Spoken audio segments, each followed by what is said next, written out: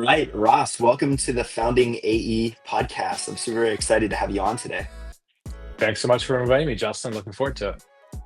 Awesome. Well, I'm excited to dive in because I know that you have experience at larger companies as well, right? You were an enterprise sales rep, and now you're doing the founding AE thing. So I really want to dig in and learn about the differences in the role, and I think a lot of our audience as well is really interested in that particular topic. But before we get into the meat of it, why don't you tell us a little bit about your background, your career, and how you came to be a founding AE? Yeah, absolutely. So I think I took a path that a lot of software as a service reps sort of strive for, right? I started in SMB, moved up to mid-market, and then I sort of started chasing enterprise strategic roles. Let's find the next pre-IPO company, the next company that's sort of innovating and doing big things. So I spent over a decade sort of elevating, in the career path for an AE. And now I am the founding account executive, as you had mentioned, at a company called TJM Labs, really building out the sales motion here at the ground floor. It's super exciting. Very cool. And tell us a little bit about TGM Labs because I think it's a really, really interesting company. Obviously, on sort of the bleeding edge, everybody's Yeah. talking about AI agents. You guys are doing it in a really interesting space. So maybe a little bit about TGM Labs as well. Absolutely. So we've been around for 2 years. I work for our founder CEO Jonathan Adley.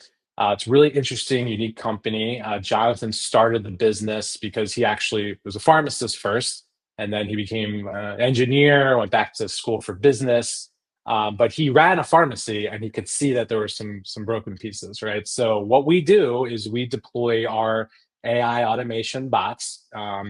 In a pharmacy management system. So if you think about when you go in to get a prescription filled at your local pharmacy, you see a technician doing data entry, manual data entry.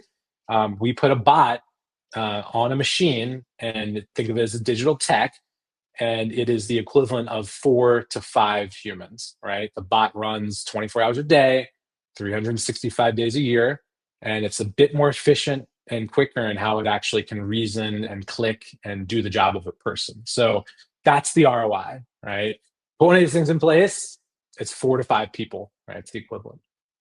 Very cool. Very cool. And I think that we'll dive a little bit deeper into that and how do you establish credibility as a founding AE. But I think the ROI story definitely plays into it. But before we do that, I looked at obviously your background and we talked a little bit about your background, Monday.com, and companies that are, scale ups, right? This is, Sure. I think you mentioned your first time as a founding AE on the ground floor.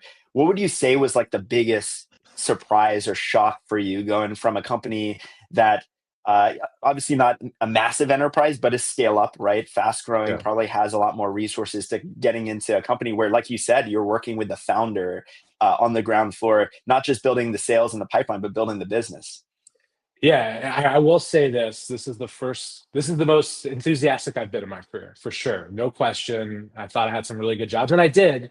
But I get out of bed, earlier, and I'm working later, and I'm excited about it, right? So it's just a great opportunity all around. But I would say the biggest thing is, you're wearing every hat in the company, right? I'm the first sales hire, the first sales lead, which is my primary job. But we also, are working on brand awareness, right? So, we just hired a fractional CMO to help with marketing, and we're going to redo the website. And how are people finding us on Google? Like things that, at a Monday.com or some of these other companies, it happened, right? Because they built performance marketing engines and things like that. So I am fortunate that we built a really good customer base even before I got to TGM Labs. So there's been a lot of word of mouth. I think there were probably 45 customers in place when I came on board. So our founder, did a really good job of getting some sort of initial champions and boots on the ground that were sort of, singing our praises. But my job now is to like maximize our efforts, obviously get with the customers, learn more about their story and how we're helping them. And it's just to get, our sort of, value add out to as many people as possible right now. Yeah, I always say, and I can tell you have this in your DNA as well. founding AEs, you have to have that builder spirit, right? It's, there's definitely amazing salespeople that they go into work, their focus is their quota, and that's sort of, they go in, they do the work, and then they leave. But if you're a founding AE, it's really about thinking beyond your particular role, right? You mentioned, the messaging, the positioning, the channels. How are you going to reach, your customers? Somebody that is actually interested in going beyond their sort of, narrow space as a salesperson, I think is what it takes, right, to be a founding AE. So it's really cool to hear that you've taken that to this new role.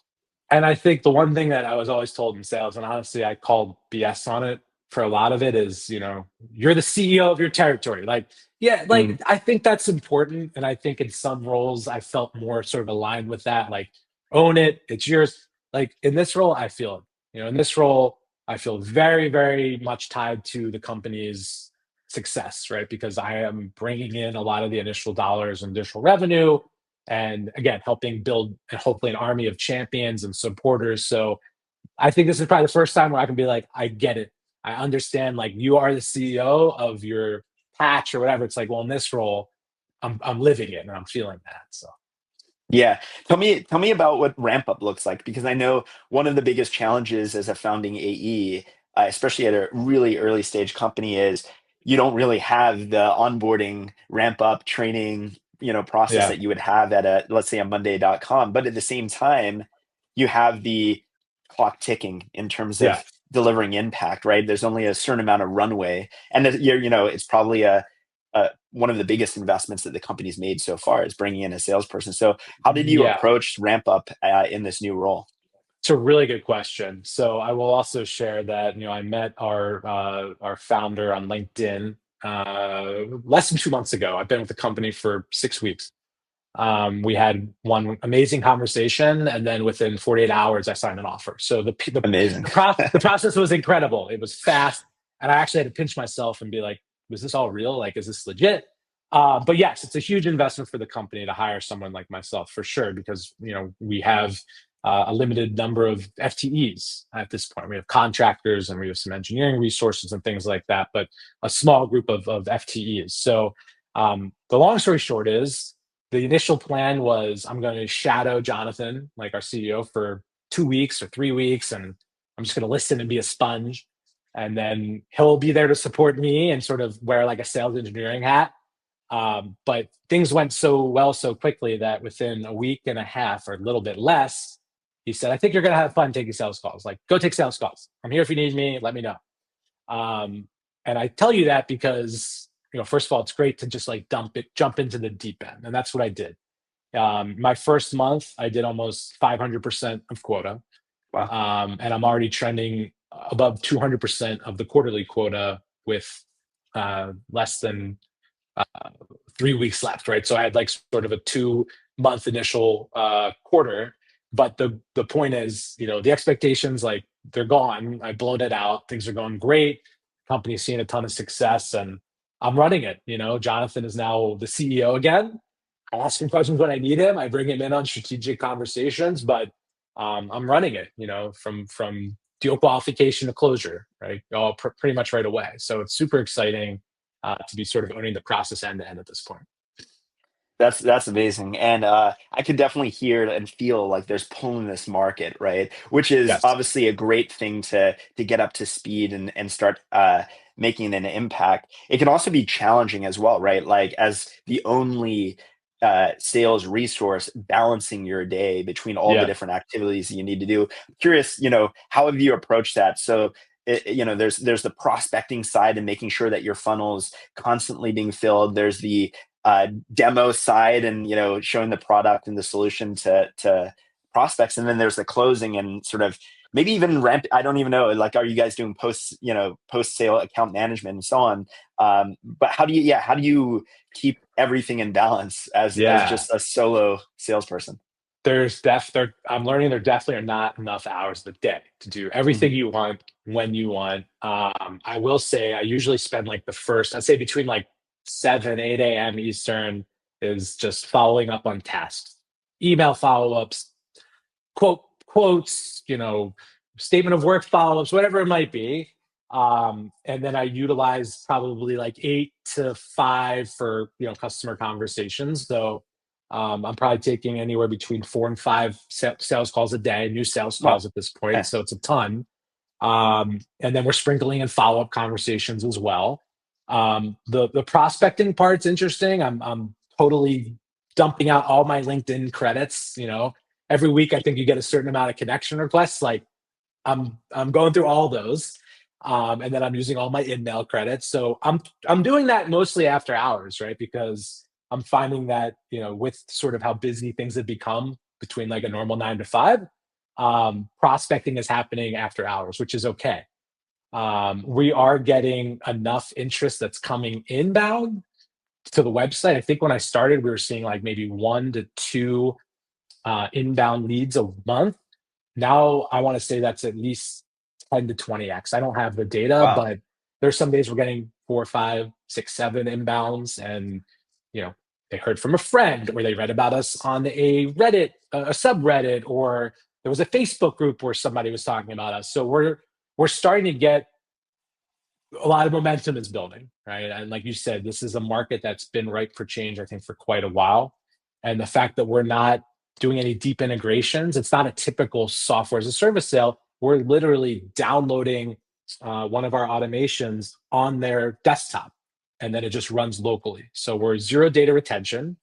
We're not tying into any existing systems. There's some simple API calls that go out to Chat GPT, Gemini for some of the reasoning that the bots do, but there's not a lot of red tape when it comes to actual technology and infrastructure, which I think makes the process a little bit easier, right? Because we're really focusing on business value and outcomes, and we're not getting bogged down with a lot of IT red tape, which is great. That's really cool. Yeah, I know that can be a challenge, right? When you start Yeah. going up market a little bit and you start selling for Yep. to bigger companies, the need to bring in legal resources and all that stuff to support the sales process And, can and be we are having those conversations. We're talking to a grocery chain in upstate New York with like 110 locations, and another one around 100 locations. And of course, I think I told you I'm in Delray Beach. So like, I'm like, we need to be in Publix. Like, how do we get, like, my yeah, enterprise brain is like, how do we get into these bigger for organizations? sure. And I know at some point we're going to, and we're going to want to get into a health system and some of these other groups. But today, it's independent pharmacies, and then it's specialty, a lot of these big compounding pharmacies that are utilizing our services, and then also some of these pharma hubs, that are doing tens of thousands of scripts a day. So we do have high volume operations that are utilizing us, but we're not yet in one of these sort of chain grocer big retail organizations yet. What's really interesting that I'm hearing here is it sounds like there's real pull and sort of virality in the market. You're getting a lot of inbound. Do you think that's because you've taken such a focused approach where you're sort of going after a certain segment of the pharmacy market where as one pharmacy starts to use it, these professionals share information with one another, maybe there's communities and so on. Is that Yeah. sort of how that viral element is starting to take off? 100%. I would say one of the things I've learned, and people always talk about, it's a small world, right? There's always a small world, right? I think pharma is definitely a small world. People talk. I had a really good call yesterday with a new prospect, and they said, "Hey, we'd really like you to come speak to a weekly meeting we do with 20 other pharmacy owners, Wow. and we want to highlight you." And I'm like, "Well, that's great. So if we can sort of like have those types of things happening naturally, that's amazing." But yeah, I think the more people we talk to, the more people hear about it, and it, for the most part, it's an untapped market. I will also mention that because we're utilizing vision large language models, which is a technology that's been around for 2 years, not 5, 10. The existing solutions out there that said they would do what we're doing were really like OCR, RPA solutions that when they got into a pharmacy setting or healthcare setting, the bots wouldn't work, right? Or somebody would have a failed implementation. So we run across folks who have tried and failed, but for the most part, people haven't done anything with this. And we're not hearing about a lot of direct competitors yet, and I'm sure there will be, and that's a Mhm. good thing. I think healthy competition is good, but a lot of folks are like, "Hey, look, I can't hire the right people. It's hard to keep people." And we're like, "We can give you a digital tech. It's a bot. And by the way, it doesn't take health insurance. It never takes a day off. It works 24/7. And it's, again, the whole 4 to 5 texts is a bot. It's a pretty simple equation, right? For them to see if this is worthwhile for them. Yeah, absolutely. And I want to talk a little bit about your tech stack over there as the founding AE. Yep. So you're talking, it sounded like you're using Sales Navigator as a means of connecting with people and finding leads. Are there any other tools or sort of processes, frameworks, even if you're using like a combination of different tools to get your work done? Yeah, it's a great question. So, using Navigator heavily, that's something I've used forever. And I will say the funny thing about being in this space is not everybody is on LinkedIn, right? So, if you're dealing Mm, with like a pharmacy owner, maybe they have LinkedIn, maybe they have like 10 connections. It's not like selling to a typical enterprise where you're mapping a marketing department or an IT mhm. group. But I'm there anyway. I'm promoting, and if I see someone, I'm following them and I'm commenting and I'm engaging. So that's step one. We also utilize PandaDoc for all of our contracts, which is actually a really nice tool. We have a couple of different versions of our statement of work. Of course, that's all trackable and shareable. I recently bought a email tracking subscription Mm. because it was really bugging me that I think a lot of our stuff was going to spam because maybe they didn't know who we were. So now I'm like, okay, are they seeing my email, right? I'm also looking forward to using your digital sales room as things sort of mature a little bit, because that will be a really good way to find out, are people, are our champions sharing stuff internally? Are they clicking on our stuff? So that's like a future thing, is got to have to start utilizing a digital sales room. I think everyone's doing that. We use Google for our tech stack. So, Gmail, Google Meet, all that good stuff. Trying to think if there's anything else that we're utilizing. We don't have any sort of like insight software, or we're too small to have buying, information, or what's that? 6 Sense, I think, is the one that's out there. Yeah. Um, and we're not using anything like Seamless AI, or any of the contact information tracking today. So yeah, for right now, we have email. I'm tracking everyone's email. I'm using LinkedIn. Need to use the digital sales room, and that's really about it. Just utilizing cell phones, texting, LinkedIn messaging, just being as creative as I need to be to get an answer or a response. Makes sense. And you mentioned, working very closely with the CEO on the ramp up. Yeah, Um, and then also you guys are implementing these bots, these agents on their local hardware. Uh, so what does your collaboration with different team members look like? I think you mentioned no marketing team yet. I'm sure at yeah. some point there'll be some collaboration there, but how are you now collaborating with the CEO? Product team, post sale? I'm curious sort of what support you're getting or what collaborations you're having across the few team members that you have today. Yeah, so we're on Slack.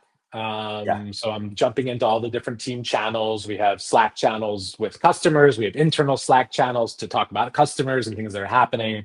So I'm staying really close to a few people. Obviously, our CEO, I'm bouncing ideas off of him all the time, bringing him into calls when I can. I am working closely with our chief operating officer, who runs the implementation program. Mhm. She's been with the company since the beginning, so she knows everything about how we do things and our processes and things like that. And then I'm also staying really close with one of our lead project managers about, how are the customers doing? Do we see any upsell opportunities? Are there Mm. any issues? And I'm also joining like one of the project calls that the team does, the PMs, to sort of go through that as well. Because you had asked earlier about like account management. We have PMs and we have the engineering team, and the PMs are making sure things are going well post implementation, because we offer monthly support for optimization as things change in the business. But we don't have any sort of dedicated sales resource to that. That's me. So I'm also meeting with customers as I can, looking for growth opportunities. A lot of times, companies will naturally add, hey, I need another bot for this workflow, or our volume doubled, I need to throw another bot at it.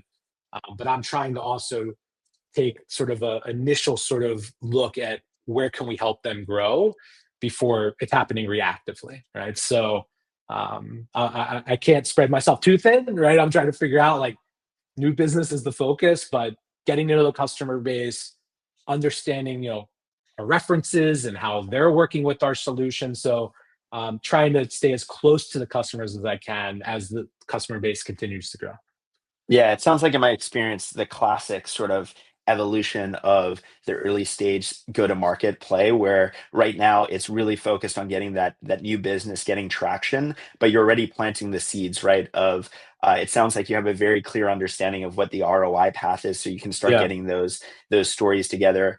Eventually, I think you'll probably be building some case studies as well, and it sounds like you have happy customers that are We, we have a open couple to that. case studies, which is great, that are live, and we have several referenceable customers. But like I said, today we're, I don't know, somewhere between maybe 70 and 80 customers, and Yeah. we're bringing on like 20 a month. So if you think Wow. about the math, it's like the company was growing, and now it's like exponentially growing. So with that comes, hey, we need more engineers. We need Yep. maybe different, like everyone sort of implemented the same way when I started. Now we're going to start taking people down three different paths. Is Mm. this sort of an SMB play, self-serve, partner model, maybe where they can help sort of implement?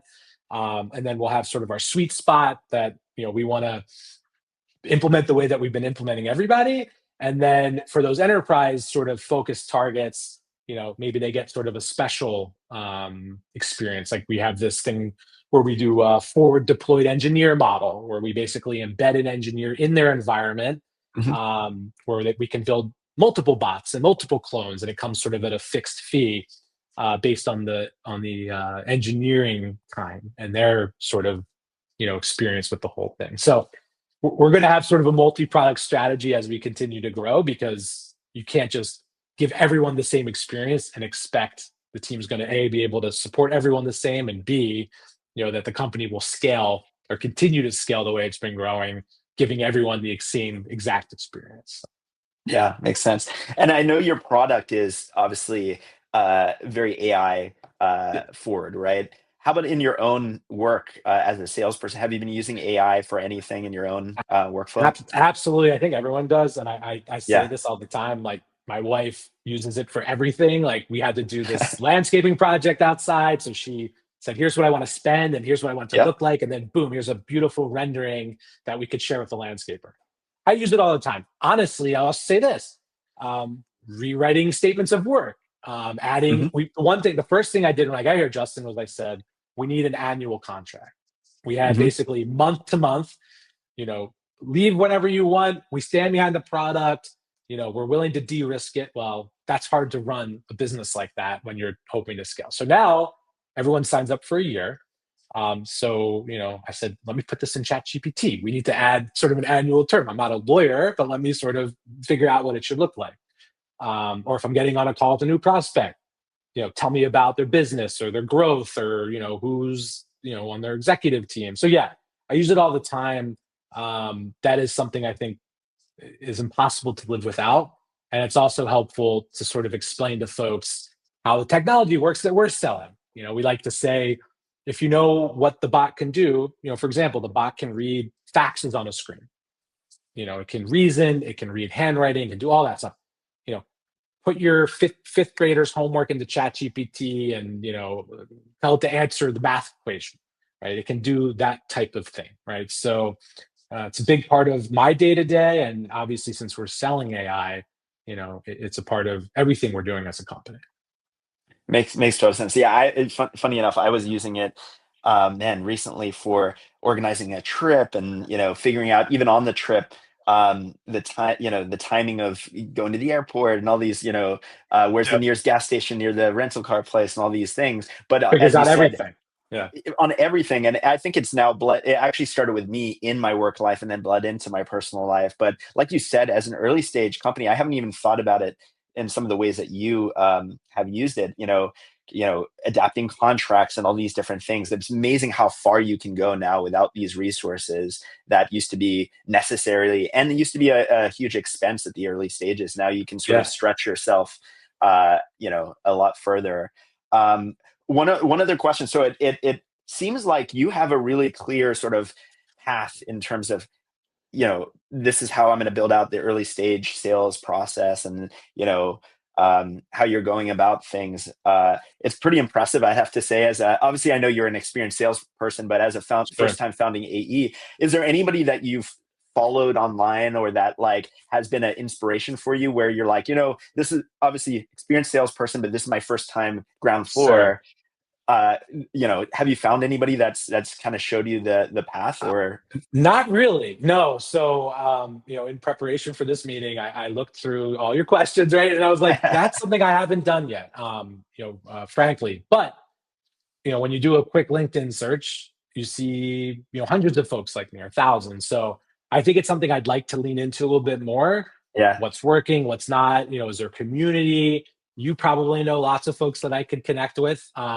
But no, I'm just running. Like, honestly, man, I'm just running as fast as I can, because, every second that I am not focusing on that is a second maybe I'm not closing a deal or, dealing with something. So definitely something I want to look into a little bit more, but have not yet connected with or followed anyone else in my role.